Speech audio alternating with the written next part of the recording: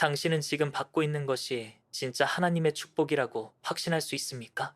겉보기에는 기회 같고 응답 같고 심지어 기적처럼 느껴질지라도 그 이면에 하나님의 뜻이 없다면 그것은 독이 든 잔일 수 있습니다. 성도에게 가장 위험한 유혹은 사탄이 죄라는 얼굴로 다가오는 것이 아니라 축복이라는 포장으로 다가오는 것입니다. 사탄은 광명의 천사로 가장해 우리를 속입니다. 그래서 성도는 언제나 깨어 있어야 합니다. 단지 일이 잘 풀린다고 해서 하나님의 뜻이라 착각하지 마십시오. 하나님은 때때로 당신의 기도를 거절하심으로써 당신을 지키시지만 마귀는 당신이 원하는 것을 던져주며 파멸로 인도합니다. 그것이 위장된 축복입니다. 잠언 14장 12절은 말합니다. 어떤 길은 사람 보기에 바르나 필경은 사망의 길이라. 성도가 피해야 할 함정이 바로 여기 있습니다. 돈이 갑자기 들어오고 인정받고 문이 열리는 것 같지만 그것이 당신의 기도를 타락시키고 삶의 중심을 흐리게 만들며 하나님보다 세상의 안정을 우선하게 만든다면 그것은 축복이 아니라 위장입니다. 하나님이 주시는 진짜 복은 당신을 거룩하게 하고 낮추고 회개하게 하며 결국 영원한 것을 향해 나아가게 합니다. 그러나 위장된 복은 당신의 마음을 교만하게 하고 자기중심으로 흐르게 만들며 결국 영적인 민감함을 마비시킵니다. 어떤 사람은 안정된 직장을 얻은 이후 예배에 느슨해지고 기도는 사치가 되고 영적 전쟁에 둔감해집니다. 그것은 복이 아니라 위장이며 하나님이 그 사람을 그대로 두신다는 것은 징계보다 더 두려운 방임입니다. 히브리서 12장 6절은 분명하게 말합니다.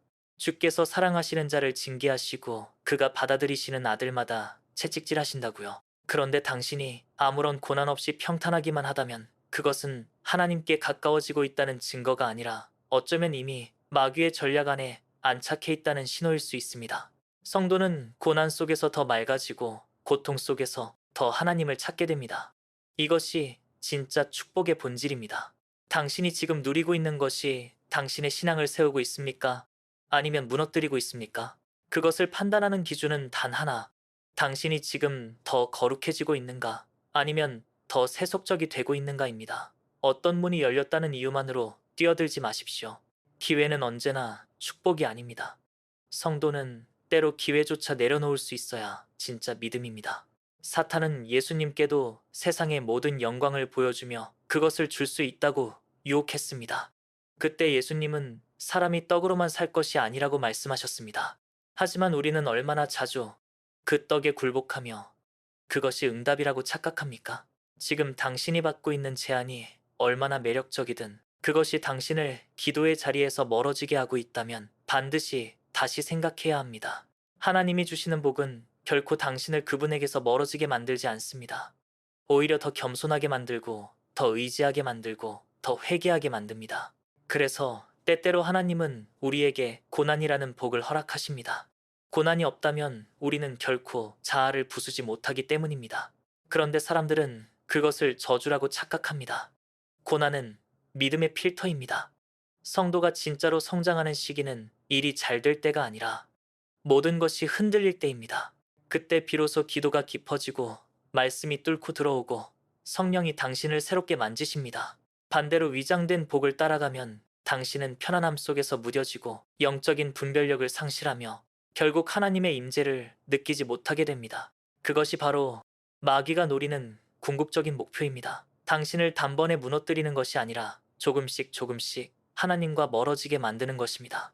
그러므로 지금 당장 당신이 누리고 있는 것들을 다시 점검하십시오. 그것이 정말 하나님이 주신 것인지 아니면 당신의 욕망과 세상이 만들어낸 가짜 축복인지 말입니다. 요한일서 2장 16절은 분명히 말합니다. 이 세상이나 세상에 있는 것들을 사랑하지 말라. 세상의 정욕과 안목의 정욕, 이생의 자랑은 아버지께로부터 온 것이 아니라고 말입니다. 당신은 무엇을 사랑하고 있습니까? 지금 그것이 당신을 하나님께 더 가까이 데려가고 있습니까? 아니면 멀어지게 만들고 있습니까? 하나님은 성도를 세상에서 구별하시기 위해 불로 단련하십니다. 그런데 세상은 성도를 교묘하게 길들이며 영적 무장을 해제시키려 합니다. 지금 이 시대의 가장 위험한 함정은 바로 이 위장된 복입니다. 세상 사람보다 더 세속적인 삶을 살고도 자신이 복을 받았다고 착각하는 성도는 하나님을 두려워하지 않게 되고 결국 말씀을 스스로 왜곡하며 신앙을 자신의 성공에 맞춰 해석하게 됩니다. 그 결과는 언제나 무너짐입니다. 하나님은 경고하십니다. 누구든지 세상과 벗이 되고자 하는 자는 하나님과 원수가 된다고. 당신은 지금 누구의 친구입니까? 복처럼 보이지만 당신을 타락시키는 것은 복이 아닙니다. 지금 돌아서십시오. 아직 늦지 않았습니다. 하나님은 축복보다 거룩을 원하십니다. 기도보다 응답을 원하지 마십시오. 예배보다 형통을 먼저 구하지 마십시오. 당신이 진짜 성도라면 세상보다 하늘의 기준을 더 두려워해야 합니다. 위장된 복은 진짜 복보다 더 위험합니다. 그 이유는 당신이 스스로 속는다는 데 있습니다. 자발적인 속임, 그것이 위장된 복의 본질입니다. 하나님은 지금 당신의 중심을 보고 계십니다. 무엇을 원하십니까? 진짜 축복은 하나님 자신입니다. 하나님이 주시는 진짜 복은 언제나 사람의 눈으로는 쉽게 분별되지 않습니다. 세상의 기준으로는 실패처럼 보이고 손해처럼 보이며 때로는 버림받은 것처럼 느껴지기도 합니다. 그러나 그 안에 감춰진 하나님의 계획은 언제나 거룩함을 향하고 있고 영혼을 깨우는 방향으로 나아갑니다. 우리는 너무 자주 복을 결과로 착각합니다. 일이 잘 풀리고 경제적 여유가 생기고 사람들이 칭찬해주는 것을 복으로 해석합니다. 하지만 하나님은 복을 상황이 아니라 관계로 설명하십니다. 요한복음 15장은 포도나무와 가지의 비유를 통해 우리에게 진짜 복이 무엇인지 말씀합니다. 내 안에 거하라. 나도 너희 안에 거하리라. 가지가 포도나무에 붙어 있지 않으면 열매를 맺을 수 없다고 분명히 말합니다. 진짜 복은 하나님 안에 거하는 삶, 그 자체입니다. 당신이 지금 원하는 응답보다 하나님과의 친밀함이 더 깊어지고 있습니까? 하나님은 당신의 인생을 이용하시지 않습니다. 하나님은 당신을 사랑하십니다. 그 사랑은 우리가 원하는 것을 주는 데서 끝나지 않고 우리를 변화시키는 데까지 이끕니다. 그래서 진짜 복은 변화를 동반합니다. 아무리 좋은 일이 일어나도 당신 안에 죄성이 그대로 있고 탐욕과 교만이 자라나고 있다면 그것은 복이 아닙니다. 하나님은 당신을 형통하게 하시는 분이지만 동시에 당신의 영혼을 낮추시는 분이기도 합니다. 신명기 8장을 보십시오. 이스라엘 백성에게 만나를 주시며 그들을 광야에서 낮추시고 시험하신 이유는 그들의 마음이 어떤지를 알기 위함이었습니다. 하나님은 복을 통해서가 아니라 복을 주기 전 과정을 통해 우리를 드러내십니다. 당신은 지금 어떤 사람입니까? 하나님이 축복하시기 이전에 하나님과 동행하는 자입니까? 진짜 복은 거기에서부터 시작됩니다. 더욱이 하나님은 복을 통해 당신을 소유하기 원하십니다. 사람들은 흔히 하나님의 복을 받고 나면 그 복 자체에 집착하기 시작합니다. 처음엔 감사했지만 시간이 지날수록 그 복이 신앙의 이유가 되어버립니다.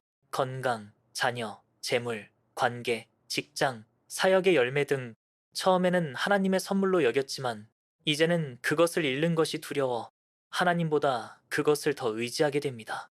그 순간 복은 우상이 됩니다. 하나님은 결코 당신이 그분 외의 것에 속박되도록 허락하지 않으십니다.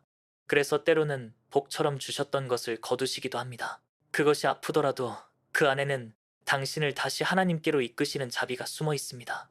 욥기 1장을 기억하십시오. 욥은 하루아침에 모든 것을 잃었지만 이렇게 고백합니다. 주신 이도 여호와시요 거두신 이도 여호와시니 여호와의 이름이 찬송을 받으실지니이다. 이것이 진짜 복을 아는 사람의 고백입니다. 복의 본질은 하나님 자신에게 있기 때문입니다. 당신은 혹시 지금 하나님을 사랑한다고 말하면서도 사실은 하나님이 주신 무언가를 더 사랑하고 있지는 않습니까? 하나님이 그 복을 거두신다면 여전히 감사할 수 있겠습니까?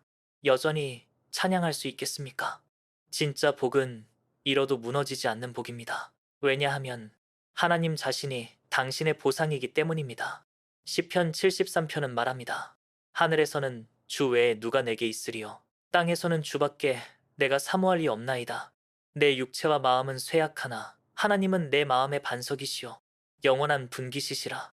이것이 진짜 복입니다. 세상과 자신 모든 것이 흔들려도 하나님을 소유하고 있다는 확신 하나만으로 견딜 수 있는 것, 그 평안과 담대함이야말로 이 땅에서 성도가 누릴 수 있는 최고의 복입니다. 또한 진짜 복은 열매로 증명됩니다.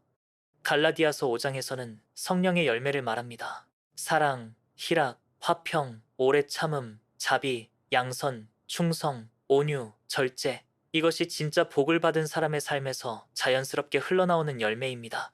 당신의 삶에는 이런 열매가 맺히고 있습니까? 당신이 기도하는 제목은 많지만 변화된 인격은 없고 오래 참지 못하고 감사는 없고 평안도 없다면 그 복은 아직 완성되지 않은 것입니다. 하나님은 당신이 열매 맺는 자가 되기를 원하십니다. 열매는 뿌리가 어디에 있는지를 증명합니다. 뿌리가 하나님께로 깊이 내려갔다면 당신의 말과 행동, 선택과 관계, 모든 삶의 모습에서 복의 향기가 드러나야 합니다. 진짜 복은 보여지는 것이 아니라 드러나는 것입니다. 그것은 억지로 흉내낼 수 없습니다. 복을 가장 잘 설명하는 것은 복을 받은 자의 삶입니다. 뿐만 아니라 진짜 복은 다음 세대에 전해질 수 있습니다. 하나님은 아브라함에게 복을 주시며 너를 통해 모든 민족이 복을 얻게 하리라고 하셨습니다. 복은 늘 나를 넘어서야 합니다. 내 안에서만 머무는 복은 오히려 병이 됩니다. 하나님이 주신 은혜가 흘러가지 않으면 썩기 시작합니다. 진짜 복은 나를 통해 다른 사람을 살리고 하나님을 알게 하고 공동체를 세우는 데까지 확장됩니다. 당신이 누리고 있는 복이 그런 복입니까? 아니면 당신만을 위한 복입니까? 진짜 복을 받은 자는 나눌 수밖에 없습니다.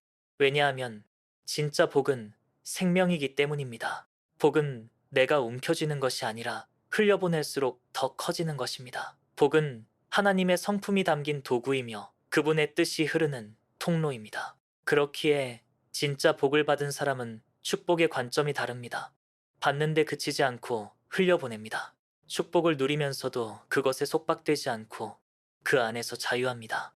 이 자유가 바로 하나님이 주시는 복의 완성입니다. 마지막으로 진짜 복은 고난과 함께 주어집니다. 이것은 사람들에게 가장 받아들이기 어려운 진리입니다. 하지만 성경은 고난과 복을 결코 분리하지 않습니다. 베드로전서 4장 14절은 말합니다. 너희가 그리스도의 이름으로 욕을 받으면 복 있는 자로다. 이는 영광의 영, 곧 하나님의 영이 너희 위에 계심이라. 세상은 고난을 피하려 하지만 하나님은 고난을 통해 당신을 빚어가십니다. 성도의 복은 편안함이 아니라 주님과의 깊은 교제입니다. 그 교제는 고난의 풀무불 속에서 더욱 강해지고 뜨거워지며 진짜로 드러납니다. 지금 당신이 겪고 있는 고난이 있다면 그것은 하나님의 복을 향한 여정일 수 있습니다. 당신이 외면하지 않고 도망치지 않고 그 고난 속에서도 하나님을 신뢰하고 있다면 이미 복은 시작된 것입니다. 그러므로 성도된 당신은 더 이상 세상이 말하는 복에 흔들리지 않아야 합니다. 하나님이 말씀하시는 복, 그분이 기준 삼으신 복, 예수님이 본으로 보여주신 복을 구하십시오. 진짜 복은 반드시 당신의 삶을 하나님 쪽으로 이끌 것입니다. 당신의 기도는 깊어지고 회개는 날마다 반복되며 감사는 조건과 무관하게 흘러나오게 될 것입니다. 복은 하나님과의 관계에서 시작되며 그 관계가 깊어질수록 복의 본질은 더 선명해집니다. 복을 받는 것이 목적이 아니라 하나님과 하나 되는 것이 목적이 되어야 합니다. 그때 하나님은 복을 넘치게 하실 것입니다. 당신은 더 이상 복을 구하지 않아도 되는 삶을 살게 될 것입니다. 왜냐하면 당신의 삶이 곧 복이기 때문입니다.